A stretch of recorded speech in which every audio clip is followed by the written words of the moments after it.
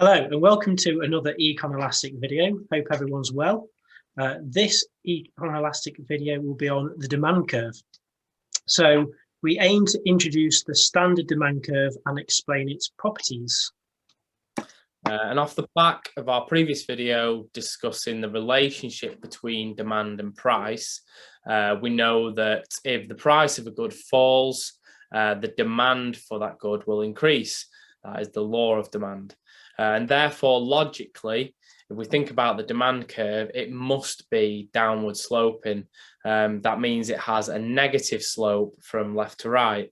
And just as a note, economists use the term curve even when a graph shows a straight line, which is often, more often than not, how you will draw a demand curve. It'll just be a straight line. Yeah. So demand curves can be drawn for individuals and for markets as a whole. So individuals have different demand schedules for different goods. So, for example, take a pint of lager. For a seasoned drinker, we'll call him Dave. Even if the price of pints go up, his consumption will not reduce drastically. Therefore, his demand curve for pints will look like this. So the graph should be on the screen now. So as you can see, we call this line inelastic. That means it's quite steep. And this will make sense when you see the next graph. So well, obviously the implications of it being steep, isn't it, is that no matter what the price increase or decrease, if you literally go up with a ruler along that graph and go up and down the price, you'll notice that the quantity demanded for Dave and his pints of lager doesn't really change that drastically. This is the implications of the steep inelastic demand curve. It means that no matter what the price is, he's gonna roughly demand the same amount of pints. Yeah, exactly. So now take someone else. Now take a social drinker. We'll call him Nathan. His demand schedule will look very different to Dave's. So another demand schedule should be on your screen right now. So now we show a much more shallower demand curve, and this is elastic. So taking on what we've just, Andrew just mentioned, now you can see on this graph that a small change in price has a big change in quantity. Yeah, and this is obviously the point we're trying to make is Nathan may not be as big a drinker, as tied to alcohol on the weekends, through the week, whatever. It's a very stereotypical. We're just giving you two different scenarios. Dave, who in the pub every night, he's having his 3, 4, 5 pints every night, no matter what. Whereas someone else that may just go out for a drink as and when, their consumption of pints will be very much dependent on the price of that pint. If the price goes way up, their consumption will go way down. And you'll, again, if you took a ruler on that graph, you'd be able to see that effect. If you ran along from the price on the y-axis and ran it down to the consumption on the x-axis, you'd see the changes. And so our next point is obviously that it's important to understand that individuals' demand schedules may look different for different goods, and probably will look different for different goods. For example, Dave's demand schedule might look very different for salad. That's not to say there's not pint drinkers out there that love the salad. There might well be. We're just generalising here. So Dave, who loves his pints, might have no great desire to eat salad. So his demand curve for salad will be very elastic. He might eat a bit more of it when it's cheap, and he's probably certain to eat very little of it if it's expensive. Yeah. And demand curves can actually also be plotted for total market demand schedules, and this is simply the total demand by all consumers. And you'd work this out by, for example, for pints, the total market demand schedule for pints, we would add up the quantity demanded at every price by all consumers, and this would give you the total market demand schedule. So obviously price is not the only factor that determines how much of a good someone demands. Demand is also affected by the following: So taste, the more desirable a good, the more it will be demanded.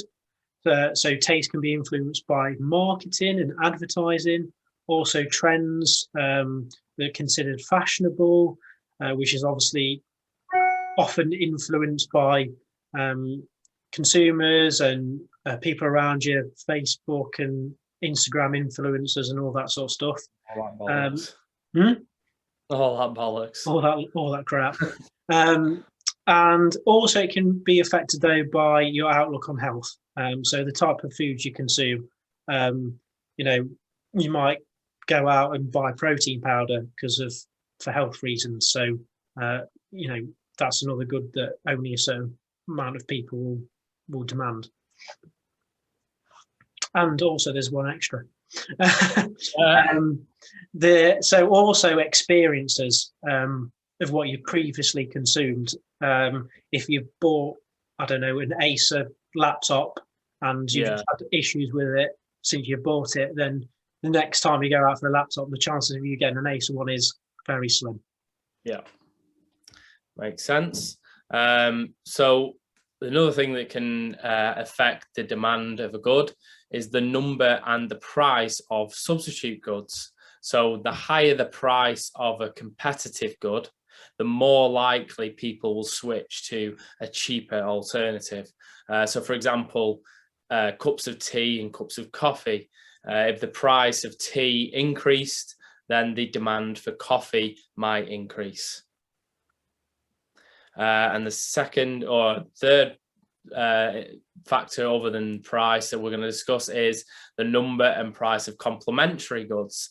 So examples of complementary goods can include something like cars and gasoline. So, if you drive more, you're going to have to demand more gas. Coffee and milk. If you drink more coffee, you're going to have to, well, most people will probably add more milk. You're going to demand more milk. Bread and butter, again, along the same lines. So if the price of one of those goods increases, either or, doesn't matter, then the demand for the complementary good will probably decrease. Yeah. So the income affects the demand in that if people's income rises, their demand for most goods will also increase. Most goods being referred to as normal goods. If your income increased but you spent less on a good, this is an inferior good. For example, instead of buying baked beans, you might buy steak. Yeah, and that's just to touch on inferior goods. Inferior goods just refer to like an affordability, a general affordability. So don't think of inferior goods in quality terms at all. Yeah. It's just what is considered very affordable. So your things like your bread, your butter, your baked beans, your washing up liquid, that kind of thing. Yeah, exactly. Another factor, the distribution of income also has an effect on demand. So if we were to redistribute the income from the poor people to the rich, logically, the demand for luxury goods would increase. At the same time, the poor have now got poorer, so the demand for inferior goods would rise. Yeah, which should make sense given what we just mentioned about inferior goods. Yes. And finally, the expectation of future price changes can affect the demand of a good. So if people believe that prices of a good are going to rise in the future, again, logically, you would be inclined to buy more of that good now before that expected future price rise, which would mean you would be able to buy less of it in the future. So each individual has their own demand schedule for every good. That should be clear from what we've covered in this video. This is not just influenced by price, and it's also influenced by some of the factors we've just listed there. Yep. So hopefully you got a good idea about the demand schedule of a good. If you have any questions on this video, any of the factors that we've covered, any of the graphs that you want to ask a question on, please leave it in the comment section. And we hope to see you in the next video soon. Thanks for watching.